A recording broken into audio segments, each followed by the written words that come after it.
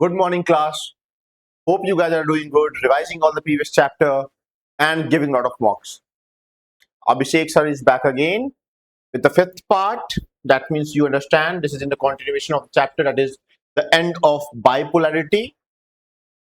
जिसके first video में हमने क्या सीखा था बच्चों? फर्स्ट वीडियो में हमने समझा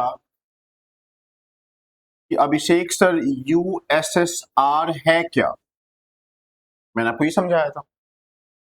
सेकेंड वीडियो में जो इसी की कॉन्टिन्यूएशन में था, मैंने आपको ट्राई किया समझाने का कि मिखाइल गॉर्बेचवी का रोल क्या था।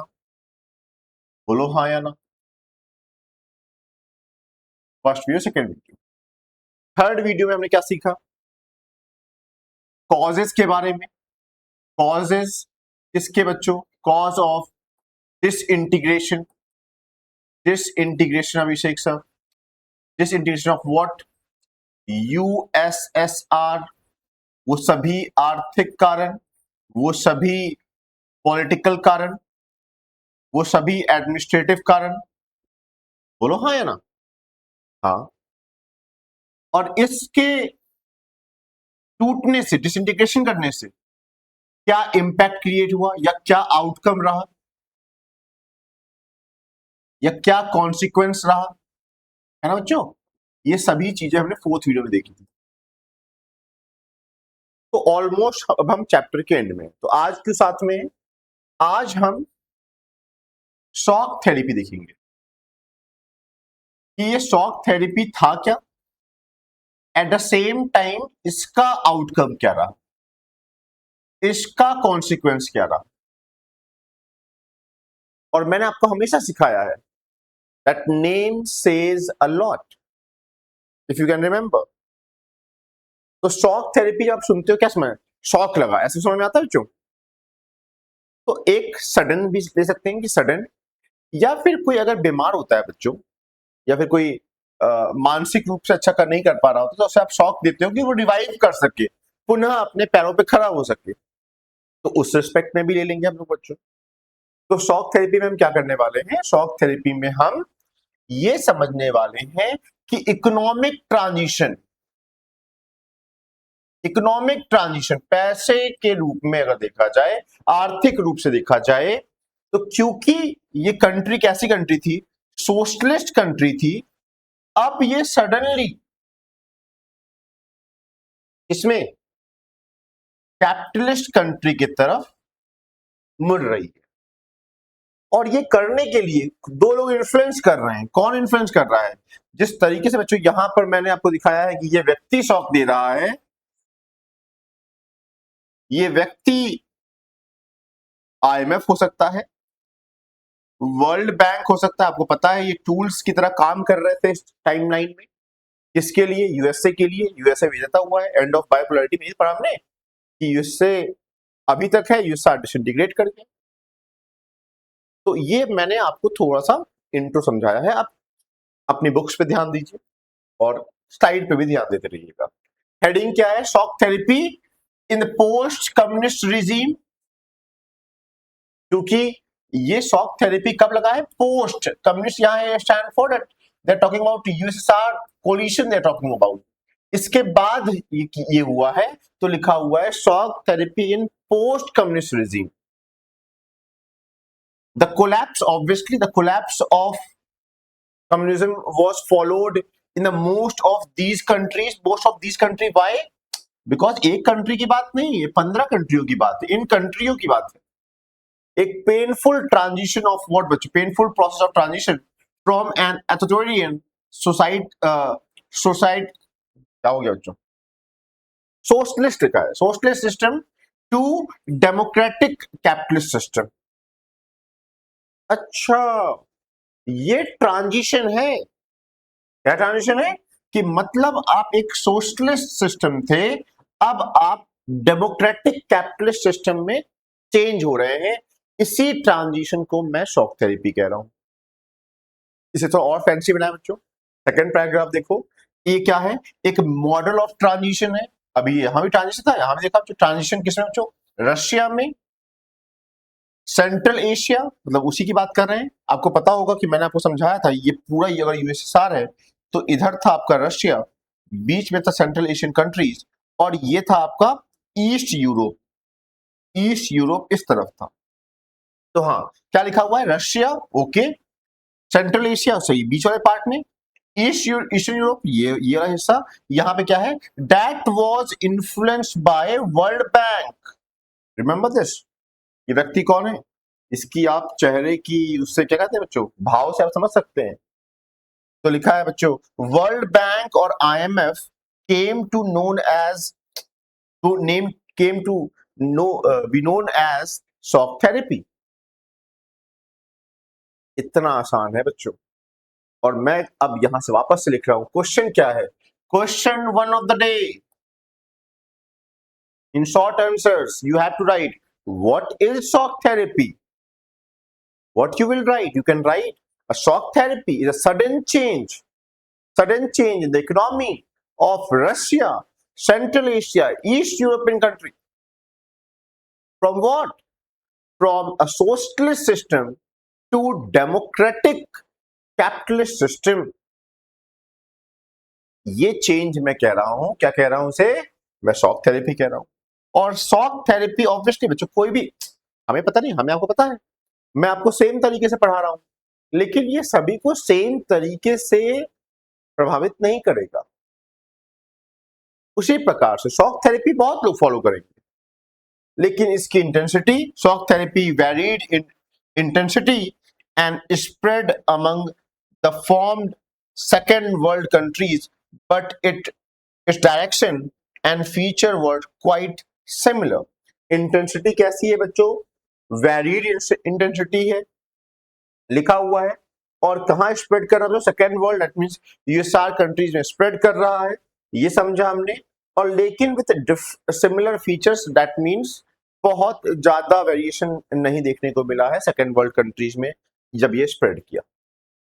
अभी के लिए क्या इंपॉर्टेंट है आपके लिए, मैंने क्या समझाया आपको, question number one, question number one है व्हाट इज शॉक थेरेपी। अगर ये पार्ट आपके समझ में आएगा तो मुझे आगे पढ़ाने में आसान पड़ेगा। अच्छा, आर्थिक चेंज है, मैंने ये समझाया आपको। अगर आर्थिक चेंज समझ में आ रहा है तो आगे बढ़ते हैं। तो लिखा हुआ है each of these countries was required to make a total shift, again they are repeating, a total shift to capitalist economy. अगर आपको मैं रिवाइज कराऊं, जो कि आपको पता होना चाहिए था पहले से भी और समझाया भी है, सोशलिस्ट इकोनॉमी और कैपिटलिस्ट इकोनॉमी में आपने एक समझा था, सोशलिस्ट इकोनॉमी में जो प्रोडक्शन था, जो कंजम्पशन था, गवर्नमेंट कंट्रोल कर रही थी, यहां पर प्राइवेट प्लेयर्स कंट्रोल करेंगे अभिषेक सर, मतलब चीजें सरकारी नहीं रहेंगी। तो क्या लिखा हुआ है यहां पर, एक टोटल शिफ्ट देखने को मिला है, किसमें, कैपिटलिस्ट इकोनॉमी की तरफ आप जा रहे हैं, which meant rooting out completely any structure evolve during the Soviet period. जो भी सिस्टम था जिस समय काल में जब यूएसएसआर था, तो उसको आप जड़ से उखाड़ रहे हैं और एक नया प्लांट लगा रहे हैं। वो प्लांट क्या है, कैपिटलिस्ट इकोनॉमी का। Above all, it meant that private ownership was to be dominant। क्या मैंने यहां प्राइवेट प्लेयर लिखा था बच्चों, हाँ लिखा तो है। तो लिखा है यहां पर भी वही होगा, प्राइवेट ओनरशिप आने लगेगी जो कि डोमिनेट करेगा, बोलो बच्चों, of the ownership of the properties, industries हो जाए, एग्रीकल्चर हो जाए, ये सभी चीजें प्रोडक्शन करती हैं, ये सभी धीरे धीरे प्राइवेट प्लेयर्स के हाथ में आने लगी। अब आपको समझ में आ रहा होगा बच्चों। तो मैंने आपको सिखा रहा हूं, मैं कई बार इसको मैं क्वेश्चन चेंज अगर करूं तो आपके वर्ड्स चेंज हो जाएंगे, ऐसा समझ के पढ़ना बच्चों। जब मैं कॉन्सिक्वेंस पूछूं आपसे कि शॉक थेरेपी आया क्या हुआ, तो क्या आप सच बताना बच्चों, क्या आप ये बात यूज कर पाओगे वहां पे कि इकोनॉमी में चेंज था, सोशलिस्ट इकोनॉमी से आप कैपिटलिस्ट इकोनॉमी तक चले गए थे? क्या हम कॉन्सिक्वेंस में भी लिख सकते हैं इस बात को, चेंज ही तो परिणाम थे शॉक थेरेपी का? लिखने का ट्राई करेंगे बच्चों। और अगर आगे बढ़े तो प्राइवेटाइजेशन वो of the state asset, state asset मतलब जो चीजें पहले गवर्नमेंट के कंट्रोल में थी वो भी प्राइवेटाइज होने लगी और corporate ownership pattern were to be immediately brought in. That means जहां पर ग्रुप ऑफ ओनर्स आएंगे और चीजों पे कंट्रोल या ओनरशिप रख सकते हैं, ऐसी चीजें होने लगी किसमें, शॉक थेरेपी में। Collective farms were to be replaced by, that means farming were also a welfare thing in the hand of the government. Now it again replaced by private farming and capitalism in agriculture, और पूंजीवाद खेती में भी आ गया, मतलब agriculture के ऊपर भी प्राइवेट प्लेयर्स का कंट्रोल। देखो बच्चों, this transition ruled out any alternate और you can say third way other than state control socialist और कैपिटलिज्म। दैट मीन्स इससे कोई भी अन्य रास्ता नहीं रह जाता है, या तो एक विकल्प था हमारे पास सोशलिस्ट अप्रोच जो आपने ट्राई किया, फिर नहीं अच्छा साबित हुआ क्योंकि करप्शन बहुत बढ़ गया था, तो अब कैपिटलिज्म है, इसके अलावा कोई तीसरा विकल्प सामने दिखाई नहीं दे रहा है। बच्चों मौसम अच्छा है, लगता है बारिश हुई है बच्चों, तो कोई नहीं, पहले पढ़ा लेते हैं फिर बारिश देखेंगे। Shock therapy also involve a drastic change in external orientation of these economies. Yes, क्या है बच्चों, एक ड्रास्टिक चेंज है, हाँ, क्योंकि बच्चों इतना बड़ा किसी कंट्री की इकोनॉमी को चेंज कर देना, yes, shock therapy also involve this drastic change. इसके ओरिएंटेशन, इसके प्रैक्टिसेस में भी बच्चों, development was now envisaged through more trade, thus a sudden and complete switch to free trade was considered essential। क्योंकि capitalist लोग कैसे काम करते हैं, ज्यादा व्यापार हो, ऐसे तो सोचते हैं बच्चों। उनको ये नहीं सोचना है कि वेलफेयर हो रहा है कि नहीं हो रहा है, फायदा मुनाफे से मतलब है, तो मुनाफा मतलब कि ज्यादा ट्रेड हो, ट्रेड इंक्रीज हो रहा है कि नहीं। ट्रेड कैसे इंक्रीज होगा, न्यू रिलेशंस,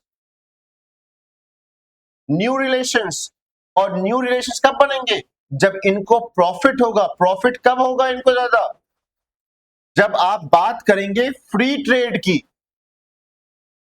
तो इससे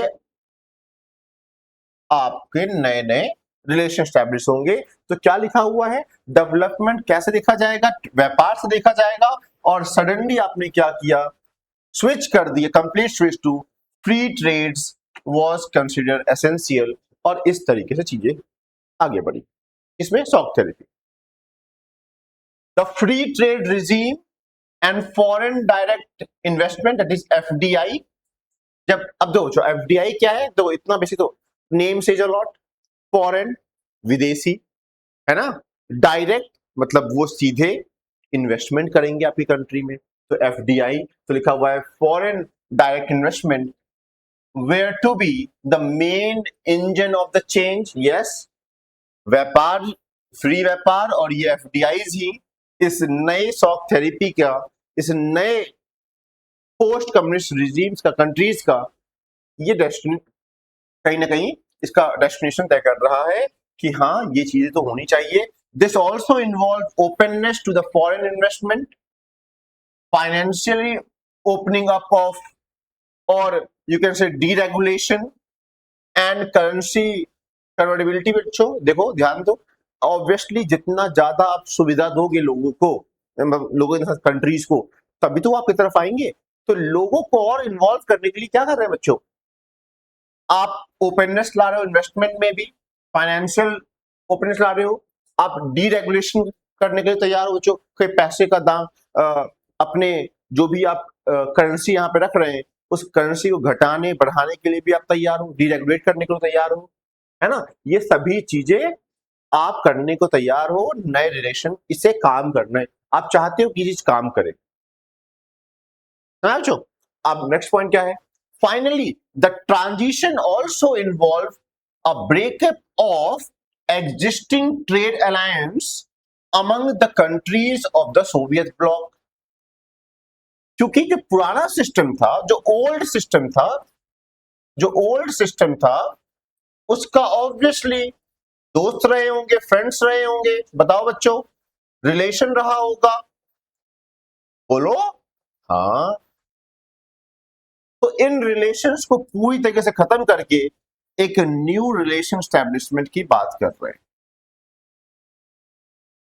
देख लो कि क्या है, ब्रेकअप की बात कर रहे हैं। किसकी? जितने भी ओल्ड अलायंसेस थे, each state from this block was now linked directly to the west, not to each other in the region.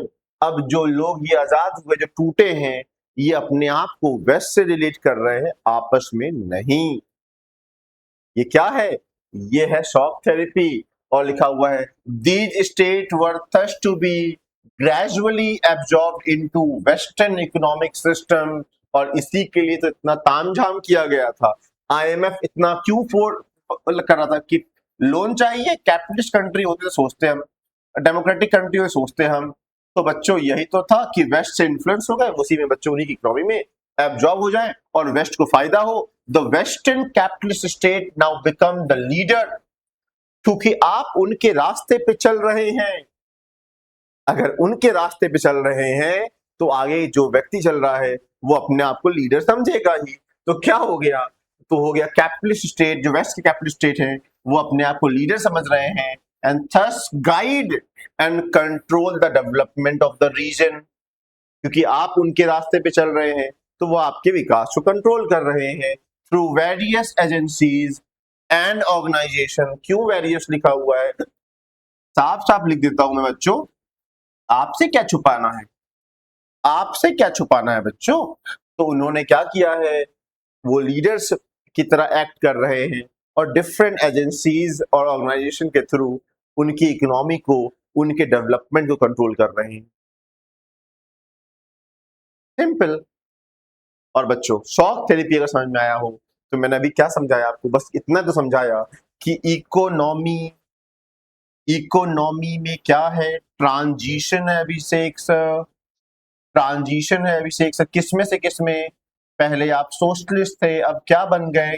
Capitalist बन गए। इसको आपने क्या टर्म दे दिया? इसी को तो आपने शॉक कहा, शॉक लगा। और इसी को आपने क्या कहा? थेरेपी कह दिया, शॉक थेरेपी अभिषेक सर। और कुछ हुआ है, कुछ हुआ है बच्चों, सोशलिस्ट से कैपिटलिस्ट में गए हैं। क्या ये ऑब्वियस सी बात नहीं आपके मन में विचार आ रहा होगा कि फायदा हुआ या नुकसान हुआ? क्या कंट्री रिवाइव की इकोनॉमिकली? तो जो ये आपका सोचना है, ये अभिषेक सर के सेकंड क्वेश्चन का आंसर कहीं ना कहीं देगा, मतलब क्वेश्चन बनेगा बच्चों इससे कि क्या रहा कॉन्सिक्वेंस, क्या रहा कॉन्सिक्वेंस इतनी मेहनत का, जिसे आप कह रहे हैं अभिषेक सर शॉक थेरेपी। यहां शॉक थेरेपी लिखा है लेकिन आपके मन में क्या चल रहा होगा? ओके, दैट मीन्स सोशलिस्ट से कैपिटलिस्ट में जाने का क्या फायदा रहा, क्या नुकसान रहा, ऐसा समझते हैं। और मैं आपको समझा, हिंट देना चाहूंगा जो शॉक, मैंने कहा सडन, आपको इस तरह लेने के लिए कहा था। और कोई भी चीज सडन करते बच्चों, कहते नहीं जल्दी का काम शैतान का होता है बच्चों। तो शॉक थेरेपी तो आप समझ रहे होंगे कि ज्यादातर इसका इन्फ्लुएंस नेगेटिव की तरफ रहा, बहुत ज्यादा इन्हें लाभ नहीं हुआ बच्चों। तो क्या लिखा हुआ है? The shock therapy administered what बच्चों administrated in the 1990s did not lead to the people into the promised utopia of mass consumption. Look at this, जो वादा किया था उस तरीके से तो काम नहीं कर रहा है। आपने कहा था एक ऐसी दुनिया बनाएंगे जहां सब सामान्य है, सब अमीर है, सबके पास सब कुछ है। ऐसी काल्पनिक जगह का बच्चों, यूटोपिया कई बार हम कहते हैं इमेजिनरी जगह है, तो वैसा तो कुछ नहीं हुआ। और जनरली इट ब्रॉट रुइन, लो लाए थे लाभ के लिए, हाँ तो रुइन लिखा है, ruin to the economy and disaster upon the people of the entire region. क्योंकि लाभ के लिए लाए थे, लाभ हुआ नहीं। और क्योंकि ये शॉक थेरेपी के कारण हो रहा है तो this become the outcome, this become the consequence of shock therapy. कि जो चीजें और बेहतर करनी चाहिए थी, चीजों ने और खराब कर दिया। तो मैं यहां से नंबर 1 लिख लेता हूं, फिर लिखता हूं in Russia the large state controlled industries complex almost collapse. Number 2 लिखता हूं सभी इंडस्ट्रियां बच्चों टूट के गिर रही हैं, क्योंकि कोई लाभ नहीं हो रहा है, और लाभ नहीं है तो बच्चों कोई चीज लाभ ना हो रही हो तो लोग उसे निकाल दिया करते हैं।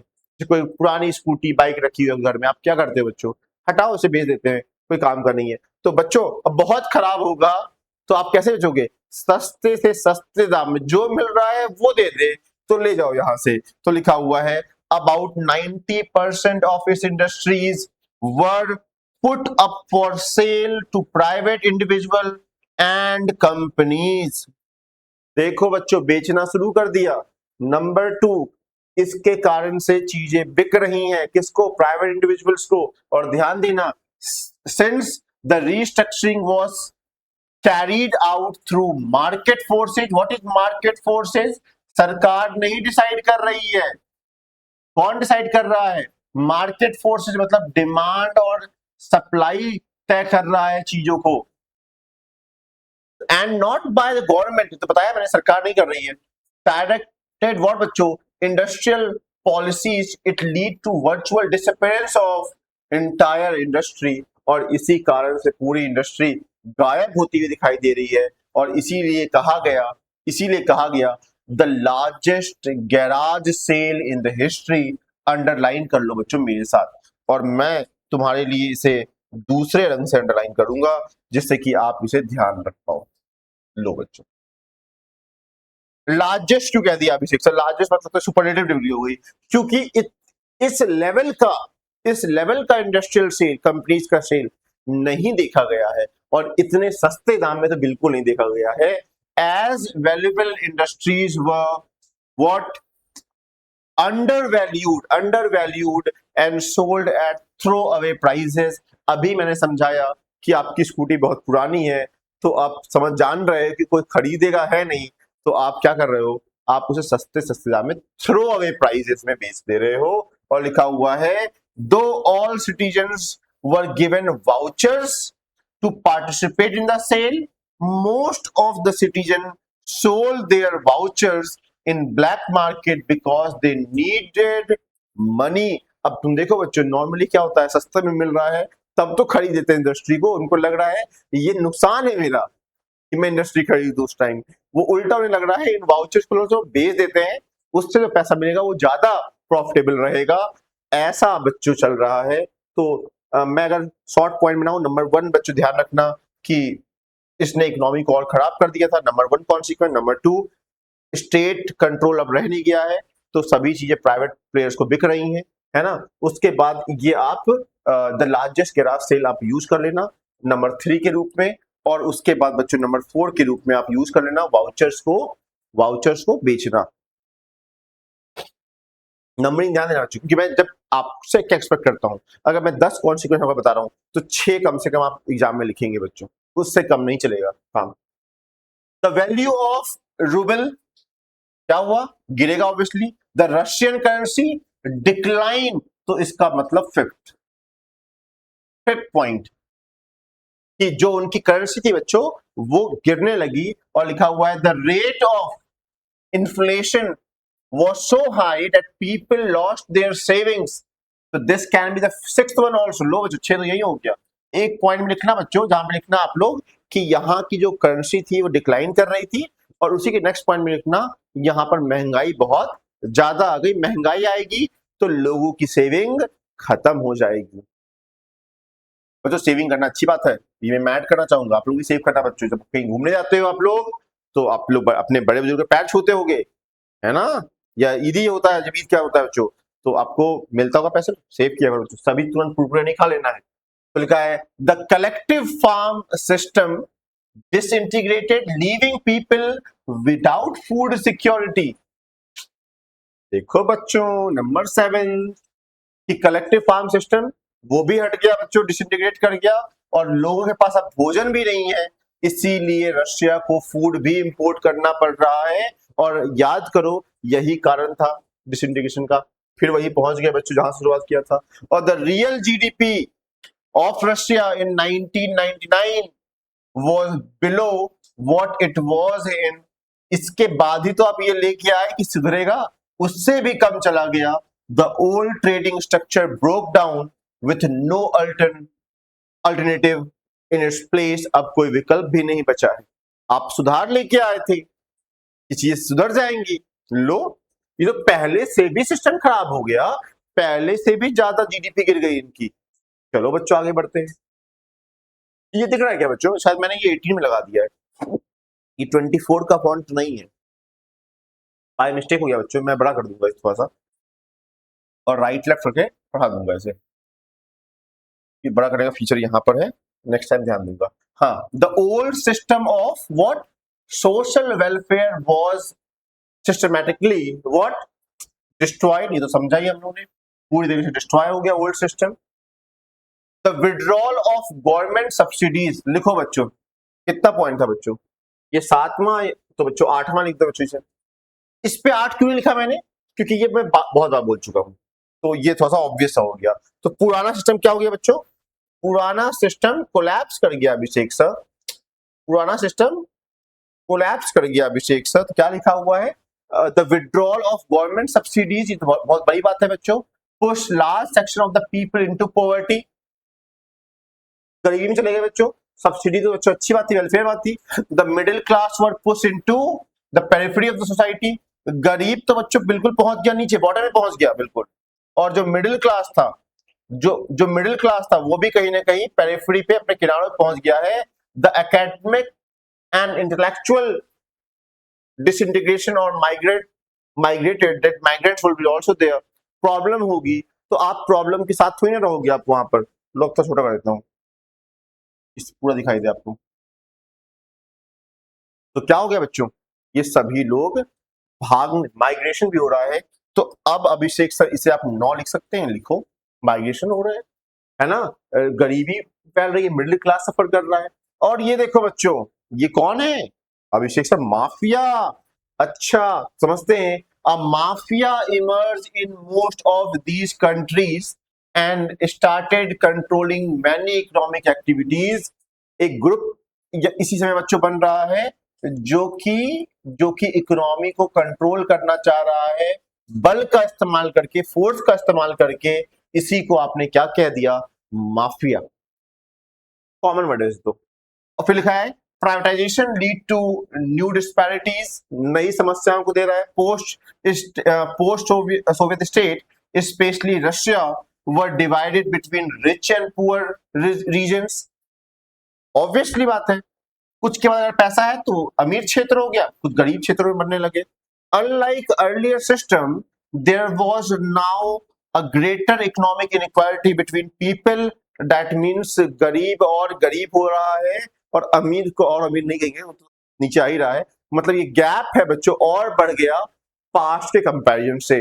तो आप इसे 10-11 जहां पे इन पॉइंटर्स को माफिया का वर्ड यूज करना होगा, आप माफिया वर्ड यूज कर लेना, और ये सब पॉइंटर्स बच्चों 11 नंबर में बाकी डाल देना। लो बच्चों, मैंने 10 ही कहा था, 10 तो यही हो गया। फिर क्या लिखा है? The construction of democratic institution was not given the same attention and priority so the demand of economic transition. और देखो बच्चों, डेमोक्रेटिक इंस्टीट्यूशन पे तो आपका ध्यान ही नहीं है, तो बच्चों ये तो गलत बात है, आप तो इकोनॉमी के पीछे ही पड़ गए हैं। The constitution of all these countries were drafted in hurry। तो नंबर 13, ध्यान नहीं गया, जब ध्यान गया जल्दीबाजी में फैसला लिया।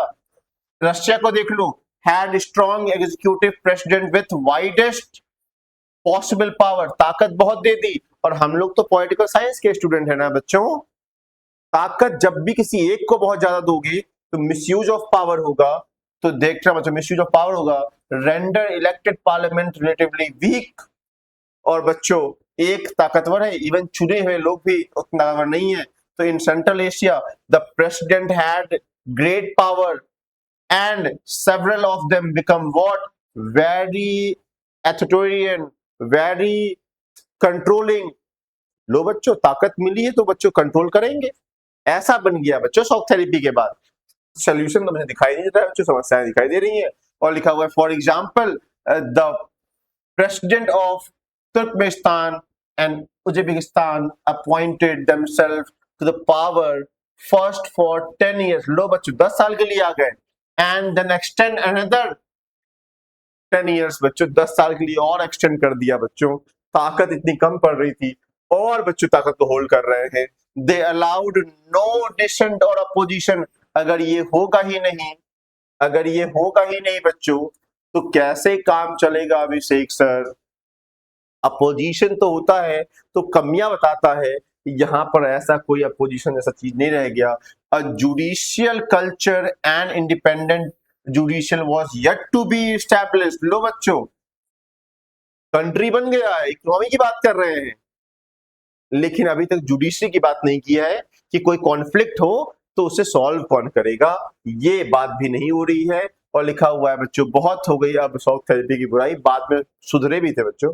अब लिखा हुआ है most of these economies specially Russia started reviving also in 2000। और लिखा हुआ है 10 ईयर आफ्टर इंडिपेंडेंस, और उसके बाद 10 साल बाद धीरे धीरे उनकी आर्थिक व्यवस्था सुधरने लगी। द रीजन क्या है जो द रीजन फॉर रिवाइवल? अब यहां से क्वेश्चन याद रखना कि कैसे वो वापस से रिवाइव किए थे, याद रखना। For most of these economy was export करने लगे नेचुरल रिसोर्सेज को, जैसे कि तेल, गैस, मिनरल्स को एक्सपोर्ट करने लगे और कमाने लगे फाइनली पैसा।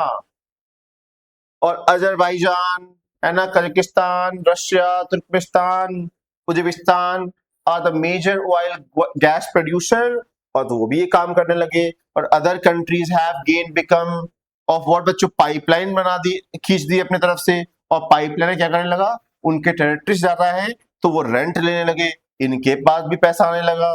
तो some amount of manufacturing has restarted, production वापस से क्या हो गया, स्टार्ट हो गया, तो पैसा आना धीरे धीरे शुरू हो गया। प्रॉब्लम्स के बाद एक स्लाइड में मैंने बता दिया कि बच गए थे बच्चों, इनकी कमी बच गई। और बस बच्चों इतना ही।